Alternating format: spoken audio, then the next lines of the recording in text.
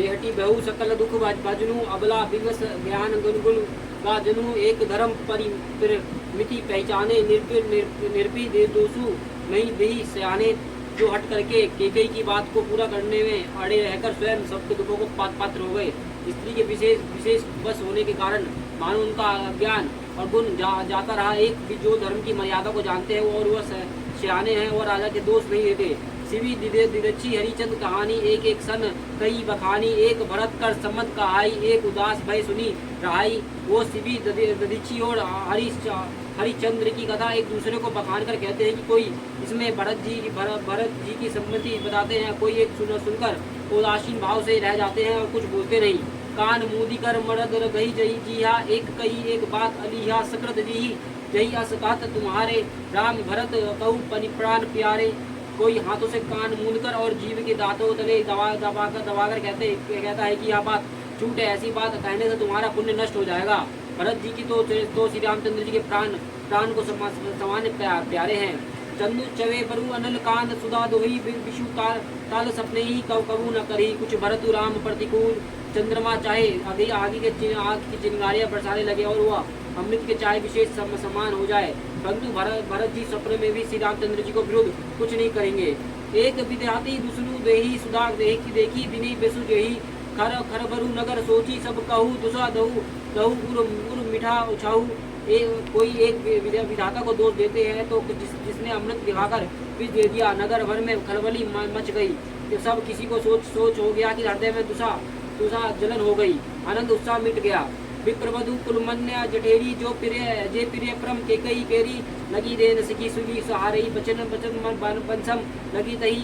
ब्राह्मणों को स्त्री कुल की माननीय बड़ी बूढ़ी जो केकई के परम प्रिय थी, वो उसकी सील की सराहना करके उसे सीख देने लगी और उसको उनके वचनों को पाने के समान लगते हैं। भरतु ना मोही प्रिय राम समाना सदा कहू गया ये सबू जगु जाना करहु राम पर सहे सुनहु कई अपराध अजू बनु देहु। तुम तो सदा ही वह कहती है कि तुम सदा ही कहा करती थी कि श्री रामचंद्र जी चंद्र के सामान मुझको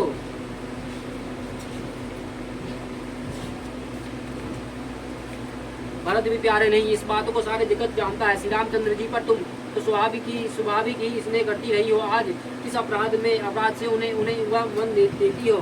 कबू न किहु सवित अरिचु प्रीति पट्टी रजनु सब देशु कौशल्या अब कहीं बिगाड़ा तुम्हें जही लगी ब्रज पूरी पारा। तुमने कभी सोतिया नहीं किया। सारा देश तुम्हारा प्रेम और विश्वास को जानता है और कौशल्या ने तुम्हारा कौन सा बिगाड़ कर दिया जिसके कारण तुमने सारे नगर पर ब्रज गिरा दिया। सिया के पिया सगु परिहारी लखनऊ की रही यही धाम रजू के भुजब भरत पर नरप की जही बिनु राम। क्या सीता जी अपने पति श्री रामचंद्र जी के साथ छोड़ देगी? क्या लक्ष्मण जी श्री रामचंद्र जी के बिना घर रह सकेंगे? क्या भरत जी श्री रामचंद्र जी के बिना अयोध्या प्रिय राज्य भोग सकेंगे? और क्या राजा श्री रामचंद्र जी के बिना जीवित रह सकेंगे? अर्थात न सीता जी यहाँ रहेंगी, न लक्ष्मण जी रहेंगे, न भरत राज्य करेंगे और न राजा ही जीवित रहेंगे। सब उजाड़ हो जाएगा। अस बिचारी छड़े कोहु शोक कलंक कोटि जनु जनी हेऊ भरती अवेशु देव जुबराजू कनन कारम करु काजू। हृदय में ऐसा विचार कर क्रोध छोड़ दो, शोक और कलंक की कोटि मत बनो। भरत के अवश्य युवराज पद दो और श्री रामचंद्र जी को वन में क्या काम है? ननी रामू राज के भूखे धर्म रस रूखे ग्रह गुरु ग्रह बशु राम तजी गेहू नर प्रसन्न असु बरु दूसरे लेहू। श्री रामचंद्र जी राज्य के भूखे नहीं, वो धर्म की दूरी के धारण करने वाले और विषय रस्य रूप रूखे अर्थात उनमें विषय शक्ति ही नहीं। इसलिए तुम यहाँ शंका ना करो। श्री रामचंद्र जी वन ना गए तो भरत के राज्य में विभेदन करेगा और इतने पर भी मन ना तो माने तो तुम राजा से दूसरे ऐसा वर लो कि श्री राम का घर छोड़कर उनके घर रहे।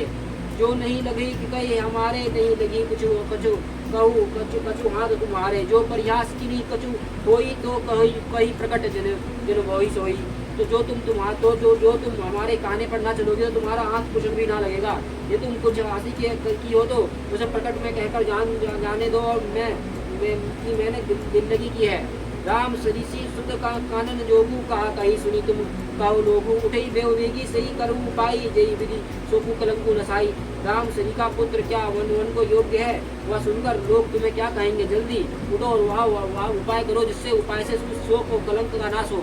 जही बाती शोक कलंक उजाई, उपाय कर कुलूप पर पलाई। हटी फेर रमी जतबान जानी बदला दूसरी चलाई। जिमी मनु बिनु दीनु प्राण बिनु तनु चंद बिनु जिमी जमानी।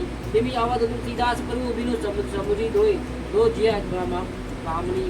जिस तरह नगर भर का शोक और तुम्हारा कलंक मिटे हुआ उपाय करके कुल की रक्षा करो। वह जाते हैं कि श्री राम जी के हट करके लौटा ले और दूसरी कोई बात न चले। तुलसीदास जी कहते हैं कि जैसे सूर्य को बिना दिन, प्राणों के बिना शरीर और चंद्रमा के बिना रात, निर्जीव तथा शोभहीन हो जाते हैं, वैसे ही श्री रामचंद्र जी बिना अयोध्या हो जाएगी। हे भामनी, तू अपने हृदय में इस बात को समझ और विचार कर देख तो सही। सजी ने सिखाऊनु दीने सुनत मधु पर प्रणाम ही कुछ कान न नहीं कुटिल प्रबोध कुबरी। इस प्रकार सखियों ने ऐसी सीख दी कि जो सुनने में मीठी और परिणाम में हितकारी थी, पर कुटिली कुबीर की सिखाई पढ़े हुई केके ने इस पर जरा भी कोई कान नहीं दिया। उतरो ना दे दूसरी रसदी रूखी मरगनी चितव जनु बागनी भूखी व्याधि आश्री जनी तिनी त्यागी चली खात मन पति बंद अब आगी। कई कोई उत्तर नहीं देती, वह दूसरा क्रोध के सब मारे रूखी हो रही है और ऐसा देखती है कि मानो भूखी बागनी हरिणियों को देख रही है। तब सखियों ने लोगों के असाध्य समझाकर उसे छोड़ दिया। तब उसके मनोबुद्धि अभागनी कहती हुई चल दी। राजू करत या देव बिगए कि जैसे पास जस करी न कोई, यही विधि जबली भी पुण्य नारी दई कुचली कोटिक गारी। राज्य करते हुए इसके के देवों ने नष्ट कर दिया है। जिसने जैसे कुछ किया वैसे कोई भी नहीं ना करेगा। नगर के सब स्त्री पुरुष इस प्रकार विलाप कर रहे हैं और उस कुचली के को करोड़ों गालियां दे रहे हैं। जरही विषम जर ले उस आशा कवि राम बिनु जीवन आशा। विपुल वियोग प्रजा अकुलानी जनु जलचर गन सुखद पानी। लोग विश्व ज्वर से जल रहे और लंबी सांसें लेते हुए कहते हैं कि श्री रामचंद्र जी के बिना जीने का कौन आशा है। महान वियोग की आशा को प्रजा की ऐसी व्याकुल हो गई मानो पानी सूखने पर समय जलचर जीव को समुदाय व्याकुल हो गया। अति विषाद बस लोग लुगाई गए मातु पई राम गोसाई। मुखी प्रसन्न चित्त जोगुनु चाहो मिठी सोच जनी रखे राव। कई पुरुष स्त्री अत्यंत विषेद के बस हो रहे हैं। स्वामी श्री रामचंद्र जी माता कुशल्या के पास गए। उनका मुख प्रसन्न है और चित्त में चौगना चाह उत्साह है और यह सोच मिट गया कि राजा कहीं रख डाले श्री रामचंद्र जी के राज तिलक। वह सुनकर विषाद हुआ था। तब सब भाइयों को छोड़कर बड़े भाई मुझको ही राज तिलक क्यों होता है। अब माता के आज्ञा पिता की बोल सम्मति पाकर वह सोच मिट गया। नव गयुंद रघुवीर मनु राज आनंद समान। छुट्टी जनी बन गौ ने सुनी और आनंद अधिकार। श्री रामचंद्र जी का मन नए पकड़े हुए हाथी के समान और राज तिलक के उस हाथी को बांधने की कांटेदार के लोहे की बेड़ी के समान है। वन जाना है या सुनकर अपनों के बंधनों से छूट जानकर उनके हृदय में आनंद बढ़ गया।